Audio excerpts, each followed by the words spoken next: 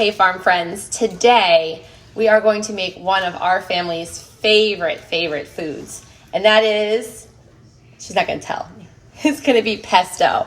And we're going to make pesto two different ways today with a few different ingredients, and I can go over some variations with you as well.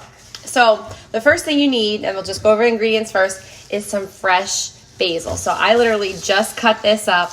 We're going to rinse this off next, and we'll peel the leaves back. What else do we need, Lydia? Lemons. Some lemons. This is going to be the two variations. And one of my sweet friends told me this variation. I never thought of it. Kudos to her. She's awesome. We're going to use garlic scapes in the one pesto recipe. And then the other pesto recipe, we're going to use what, Lydia? Garlic. Garlic. Ooh, and I just harvested this from our garden as well. So yeah, everything is from here except for lemons, Parmesan cheese, a little bit of salt, pepper, extra virgin olive oil, and some pine nuts. Another variation you can do. Okay, let's get started.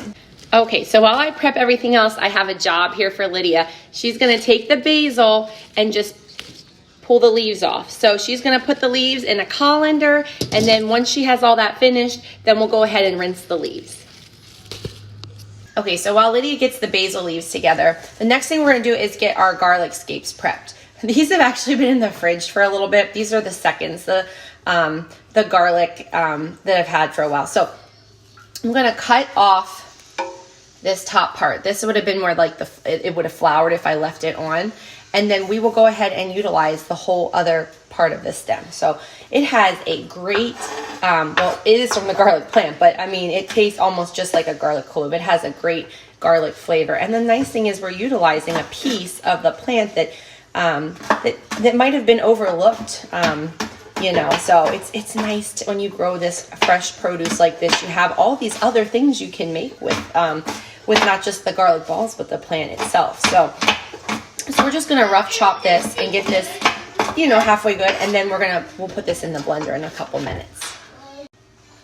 Now I'm gonna let you in on a little secret. I've never made garlic scape pesto before, so this is totally new for me. So this video is gonna kind of be like an experiment as well. So I am gonna measure some things just roughly and loosely, so I know if it doesn't taste good, like what I can do in the future. So let's go ahead and put these pieces of the garlic scape in here, and it looks like I'm gonna get about a half a cup of the garlic scapes. So right there we go, about a half a cup. So I'm gonna put that in my blender.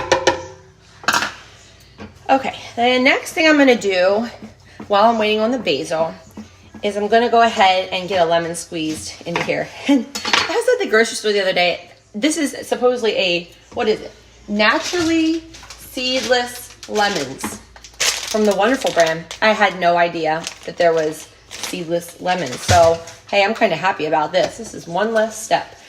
I like things easy, especially in cooking. Why make it harder if it doesn't have to be? Why, I can skip a step. I can save a couple minutes. That's great. Okay, so I'm just gonna squeeze one lemon in here for now, and then we'll see if we need to add more later. Let's talk about pine nuts. These are really pricey. This little bag was probably like $15 to $30. I don't remember, but the point is pine nuts can get really pricey. So if you don't have it in your budget, you could always try walnuts. Walnuts are usually cheaper. And I think I got like a huge bag for like $8. So you could do walnuts. You could just omit the nuts, but it will change the texture just a little bit. So I'm adding about, I don't know, maybe a quarter cup of pine nuts into the blender as well. The next ingredient is some shredded Parmesan cheese. Don't use the Kraft powder cheese. Get at least where it's shredded. If you can shred your own, that's probably even better. So we're gonna add about a cup. Now there was a time in my life when I was nursing babies and I could not have dairy. So I had just omitted the cheese and it still tasted wonderful. The cheese just adds a richness to it. And now that I'm over that stage in my life, I am just a cheeseaholic. So most of my recipes have cheese in them that I show here on YouTube, but you can totally do it without the cheese. So I'm gonna add a cup of the cheese into the blender. Real quick, let's talk about blenders and a little hack that I can give you if you do not have a Vitamix. This was a Christmas present probably 10 years ago, and this has paid for itself over and over again. They're pricey, but there's so many uses for it, and it's an awesome kitchen appliance. I can't sing its praises enough. But anyways, it comes with this little, paddle pusher. And this really helps, especially when you're using the full-size garlic cloves to get everything cleaned up and pureed as best as possible. So if you have a different type of blender, you're probably going to have to stop and then maybe use a wooden spoon and then dig around, get it all incorporated, and then restart it. So make sure if you do not have a Vitamix blender, you have another, something else to use to mix it around. So a wooden spoon would be perfect. How's it going over here, Lydia? Good. Good. She's getting a lot of leaves. It takes a lot of basil to make pesto, doesn't it? Yeah. Now, Lydia, you're not cutting the piece of the flowering part at the top, okay, honey? Just the smaller pieces. Like the stem? No, you don't want to put the stem in, just the leaves. Okay. Okay, awesome. So we have our whole bowl of colander full of basil here. How many pieces did we go through, Lydia? 1, 2, 3, 4, 5, 6. Like six big stems of basil is what we used. So we're going to go ahead and rinse this basil, and then we'll get to blending.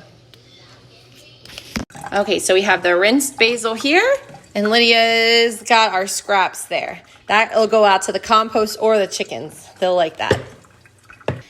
One thing my husband taught me was to not overkill this garlic in here and the basil and everything, or else it can get bitter for some reason. So we wanna pulse it as the least amount as possible. So what we're gonna do, we already put the lemon, honey. While you were doing the basil. So what we're gonna do is I'm just gonna add just a touch of olive oil to start with, and then of course I have the garlic scapes, the pine nuts, the cheese, the lemon juice, and I just add a little bit of that. We're gonna wait to add the basil leaves here for just 1 second. I wanna try to get this incorporated for just a minute. So let's give it a try here. Oh, no. Close your ears, Liz. Do I have it plugged in? Yeah, there we go.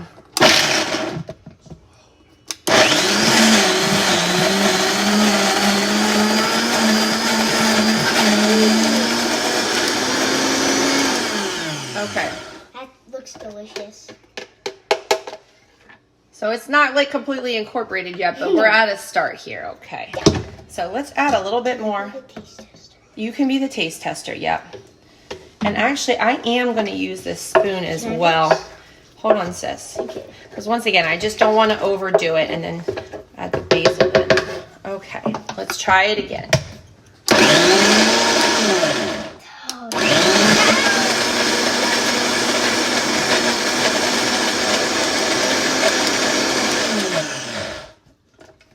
Okay.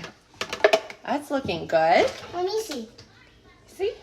That's looking delicious. It smells so good. Okay, I think it's time we can start adding the basil. So we're going to go ahead. Lydia, you want to fill this up? Yep. Okay, so now Lydia's going to fill the blender up with the basil. Go ahead, sis. Push it all down in there. That's fine, honey. Keep going. Yep. Go ahead.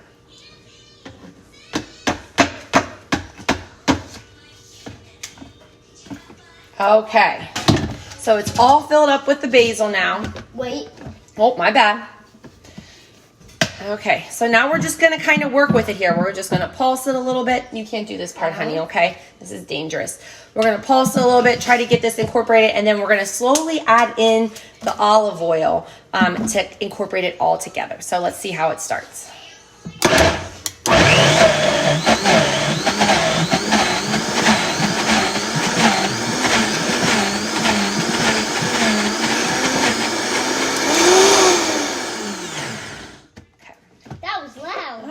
Okay, we're going to keep adding some more olive oil.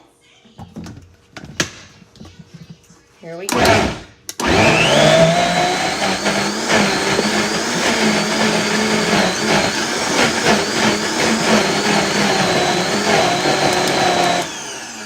Okay. It's looking like pesto now. Let me smell. Smell it. Smells good, doesn't it? I Okay. could eat that all up. Could eat it all up. Okay. Okay, so we're almost done. It's almost a pesto, but we have to add a little more oil. And I know you're like, this isn't healthy. You're right, it's not very healthy for you. Well, I mean, the basil is like super good for you, and so is all the ingredients. It's just, it's a healthy fat. It's olive oil. So make sure you're using olive oil and not other oils. Okay, here we go.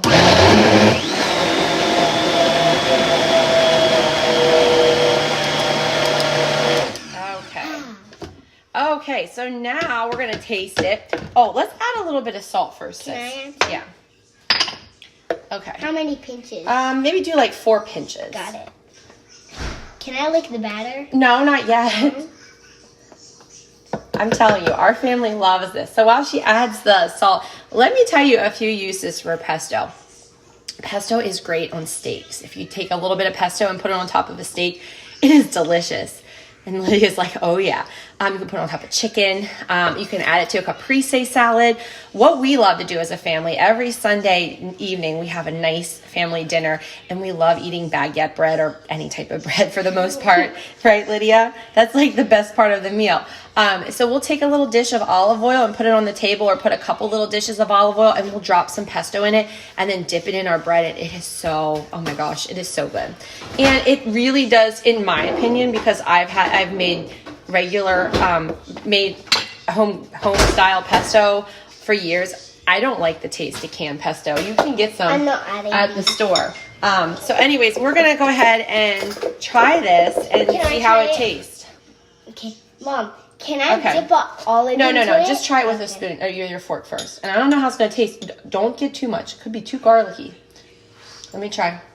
Is it good? Oh. Is it too garlicky? It's way too spicy. I don't think it's too spicy. It's kind of too spicy. Now I need an olive.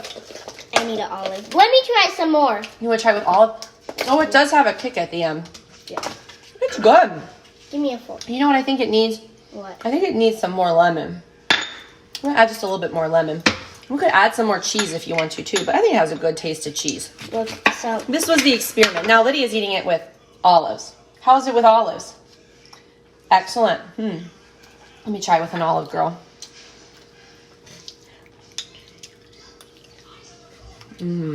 so good. So just want to show you the color. That's the color of it.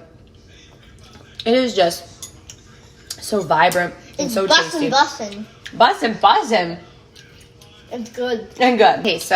Okay, so I added the other another half of a lemon, and we're adding just a little more cheese per Lydia's request. So, and then I think it's gonna do Can you add it. some cheese to here? Oh yeah, in a second. Oh, you know what? Also, I'm gonna add a little bit of pepper. Did we add the pepper? Sis? No. Okay, let's add some fresh cracked pepper. My daddy's pepper. And just a little more olive oil. Okie doke. Now let's give it a whirl one more time.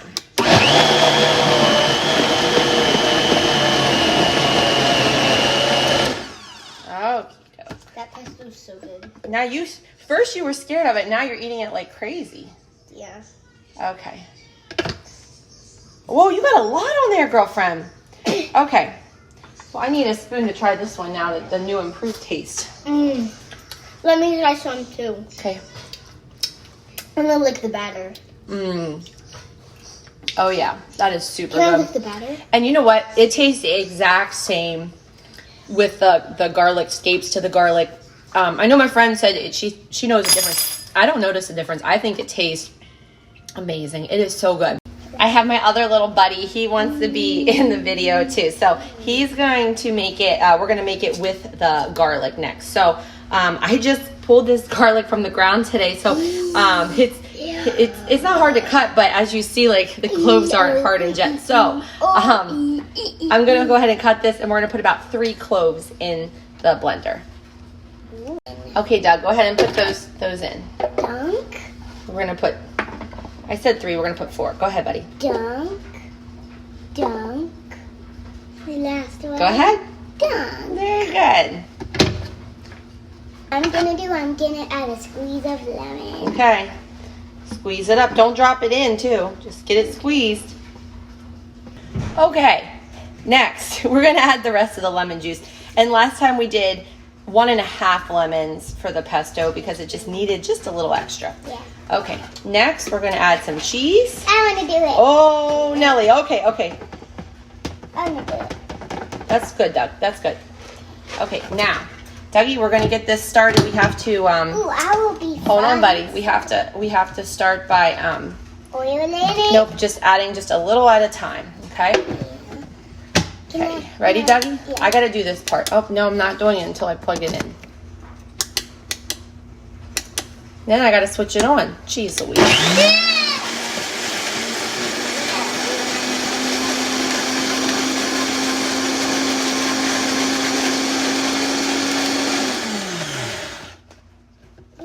Okay, let's see how that... Yep, as you can see, that's the consistency I want. And now we're gonna add the basil and more olive oil. Okay, Dougie, it's your turn. Honey, you got some of these with some stems. See this, Doug? We're gonna have to do that. I kind of got the food chain, but, you know, kind of get chili, kind of get don't, kind of get... What did you say? Some people get beans, some people don't. Some people get beans, some people... Are you learning this from Bluey? No. Are you sure? Yeah, but guess what I'm gonna do? I'm learning things like a monkey's butt. Oh, please. That's all you like to say. Mom, you're interrupting. Oh, really? You want to tell everybody you stink like a monkey's butt? No. That's what you just said. Is that what Bluey says? Yeah. Really? Oh, fabulous. Are you going to eat that? No, you are. I don't want it. Okay.